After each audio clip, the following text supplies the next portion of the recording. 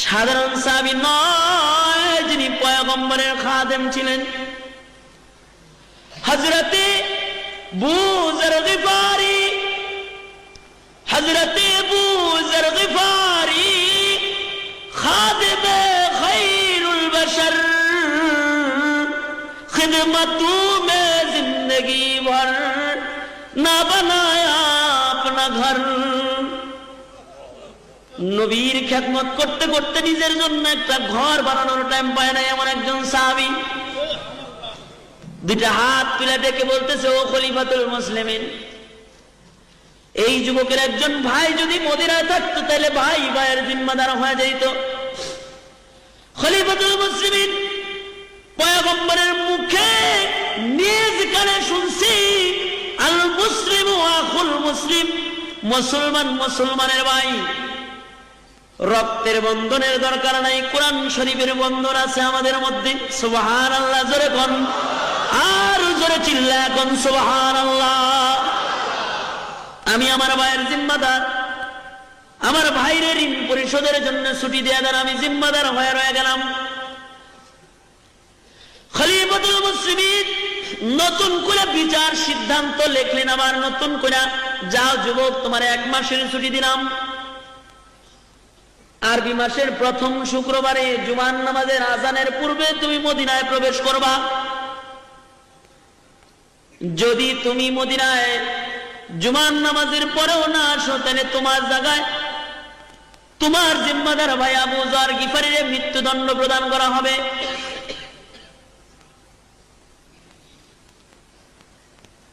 নওজোয়ান যুবক ঋণ পরিশোধের জন্য যাত্রা আরম্ভ করলো নিজের বাড়ির দিকে। খলিফাতুল মুসলিমিন পিতার হত্যার দাবিতে বাদী পক্ষ যে দুইজন, তাদের নায়িকা বললেন, আপনারাও চলে যান। আরবি মাসের প্রথম শুক্রবারে জুমার নামাজ মদিনার পয়গম্বরের মসজিদে আপনারা পড়বেন। জুমার নামাজের পরে নওজোয়ান যুবক যদি ফেরত না আসে, তাহলে আবু যরের গলা কাইটা হইলেও আপনাদের বিচার আপনাদেরকে দেওয়া হবে। নওজোয়ান যুবক বাড়িতে চলে গেছে। বাড়িতে যা ঋণ পরিশোধ করার জন্য ইহুদির কাছে গেছে। ঋণ পরিশোধ করে নওজোয়ান যুবক বাড়িতে আইসা সুন্দর সুন্দর জামা কাপড় গুলা পরিধান করছে। দ্রুতগামী একটা ঘোড়ারে সুন্দর করে সাজাইছে, সজ্জিত হয়ে আতর গোলাপ মাইকা মার কাছে যায়, বলে, মা গো, মা, ও মা, আমি তোমার সন্তান। মারে, তুমি তো চাও না তুমি হাসরের ময়দানে খুনি সন্তানের মা হয়ে দাঁড়াও। মা গো, জীবন ভর তুমি আমার সেবা করছো, আমি তোমার কোনো সেবা যত্ন করতে পারি নাই।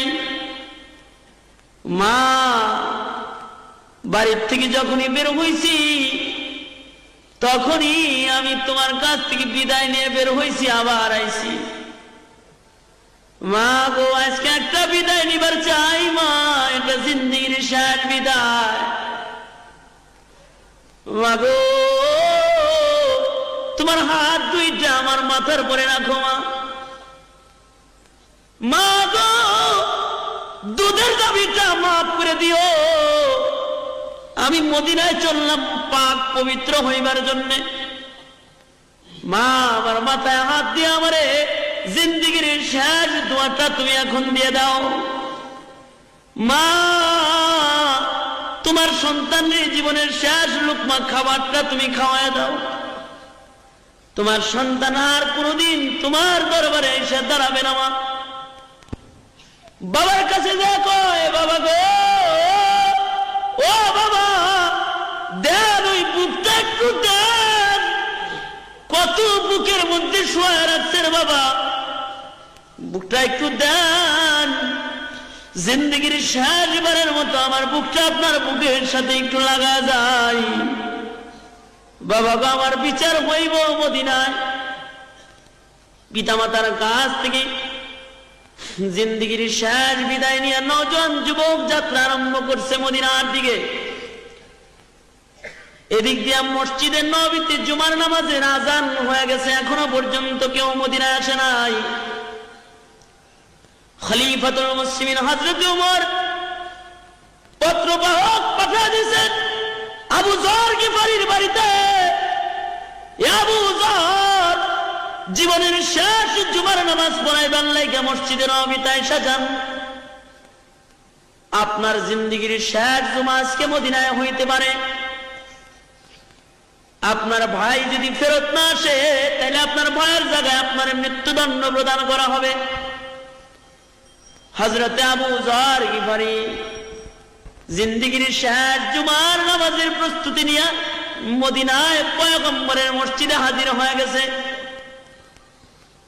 খলিফাতুল মুসলিমিন জুমার নামাজের ইমামতি করেছেন, সালাম ফিরাইছেন, আসসালামু আলাইকুম ওয়া রাহমাতুল্লাহ, আসসালামু আলাইকুম ওয়া রাহমাতুল্লাহ। নামাজ শেষ হয়ে গেছে। পর্যায়ক্রমে খলিফাতুল মুসলিমিন বিচারকের আসনে বসছেন। 9 জন 2 যুবক 2 ভাই এসে বাবার হত্যার মামলা বিচার দাবি করছে। খলিফাতুল মুসলিমিন আদেশ প্রয়োগ করলেন, জল্লাদ রে। খলিফার চোখ দিয়ে ঝর্ণার মতো পানির ফোঁটা গড়ায় গড়ায় পড়তেছে। একটা নির্দোষ মানুষকে একজন দোষী মানুষের জায়গায় মৃত্যুদণ্ডের আদেশ। বলা হইল, জল্লাদ আবু যর গিফারিকে মৃত্যুদণ্ড প্রদান করা হোক। এ শব্দটা মদিনার মুসলমানদের কানে পৌঁছার সাথে সাথে পুরো মদিনায় কান্নার রোল পড়ে গেছে। কারণ এতেও স্বাভাবিক একজন কোন সাহাবী নয়, বড় দামি সাহাবী। আবু যর গিফারি এমন একজন সাহাবী, হযরতে জিবরাইল আলাইহিস সালাতু ওয়াস সালাম আপনার আমার নবীর কাছে আসছে। আয়েশা বলে, পয়গম্বর ওই যে চাদর মুড়ে দিয়ে হাইটা যায় আপনার সাহাবী আবু যর। নবী বলেন, জিবরাইল আমার সাহাবী আবু যর আপনি কেমন করে চিনেন? জিবরাইল বলে, পয়গম্বর গো, আপনার সাহাবী আবু যর শুধুই মাত্র আমি জিবরাইল চিনি তা নয়, আকাশে আল্লাহর যত ফেরেশতা আছে, আসমানের সকল ফেরেশতারা আপনার সাহাবী আবু যর চিনে। দুইটা কারণে আকাশের ফেরেশতারা আবু যর গিফারিরে চিনে, 2 কারণে। 1 নাম্বার লি সিগারিহি আলা নাফসিহি, নিজের নিজে খুব ছোট মনে করে আল্লাহ যদি জাহান্নামে দিবার লাগা কোনো মানুষ বানায় থাকে তাহলে মনে হয় আমারে বানাইছে। আর একটা কারণ হলো লিকাসরাতি তিলাওয়াতি সূরাতুল ইখলাস। সূরা ইখলাস নামে একটা সূরা আছে যা 3 বার পড়লে খতমের সওয়াব জমা করা হয়। কুল হুয়াল্লাহর সূরা এমন একটা সূরা যা 3 বার পড়লে খতম কোরআন শরীফের সওয়াব হয়। আবু যর এই সূরাটা এত বেশি তেলাওয়াত করে যে তার আমলনামায় এত খতমের সওয়াব আছে যা অন্য কোন মানুষের আমলনামায় নাই। সুবহানাল্লাহ। জোরে মদিনার লোকেরা কান্দে, নির্দোষ একটা মানুষের জায়গায় এমন একজন বরকতি মানুষ মৃত্যুদণ্ড প্রদান করা হবে রে। মদিনার সবাই কাঁদতেছে কিন্তু একজন হাসে। হযরত আবু যর গিফারি হাসতেছেন।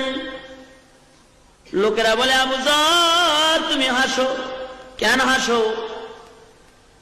আবু যর বলে, তোমরা কেন কাঁদো? কাঁদো না, আমি আমার নবীর শাফাত কিনতেছি, আজকে শাফাত খরিদ করতেছি আমার নবীর।